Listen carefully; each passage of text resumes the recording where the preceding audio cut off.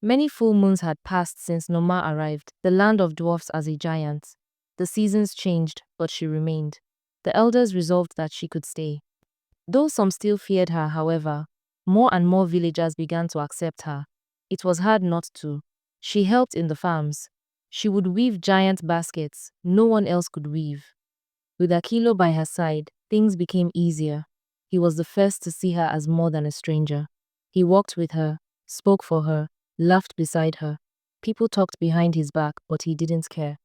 He had no family to answer to, no mother to scold him, no brothers to warn him. His mind was set. Then, one morning, as the sun rose behind the tall trees, Akilo stood before the elders and spoke. He said he was going to marry Noma. The village fell silent. A dwarf and a giant?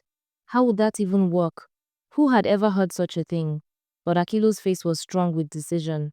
He had made up his mind. And the truth was, more villagers smiled than frowned. So the wedding happened. It was the biggest the village had ever seen. Mats were spread under the tallest trees. Clay pots overflowed with roasted yams and sweet roots. Fruits and vegetables were piled high. Children danced. Goats bleated. And even the sky seemed brighter. Noma wore a dress made from many small fabrics stitched together. Akilo stood tall beside her, proud and unshaken. 1 year later, Noma gave birth. The baby was not a dwarf. His name was Akila. And from the first day, he stretched longer than any child born in Langa. His hands were wide, his feet strong. The villagers stared in wonder. He looked just like his mother. 10 years passed. Akilo and Noma had 8 children, 5 girls and 3 boys. 3 of them were dwarfs. The rest grew taller each year, reaching for the sky. At first, it was strange.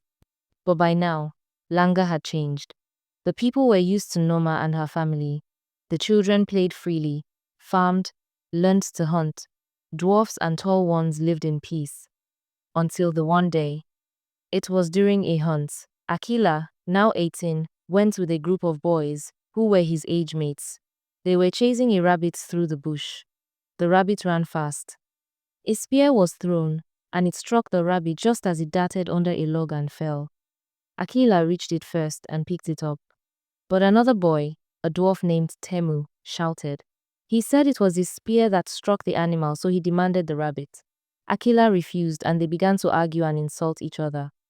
The others tried to calm them, but the arguments got louder. Temu pushed Akila and Akila shoved him back.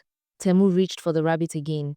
In a burst of anger, Akila grabbed a rock and struck Temu on the side of the head. Temu fell. At first, they thought he was just hurt, but when they saw the blood gushing out and how still he was, fear gripped their hearts. Temu didn't move again. Akila stepped back, his eyes wide, his hands shaking. He dropped the rock and ran into the thick forest. The others lifted Temu and carried him back to the village. But it was too late. Temu was dead. Word spread fast.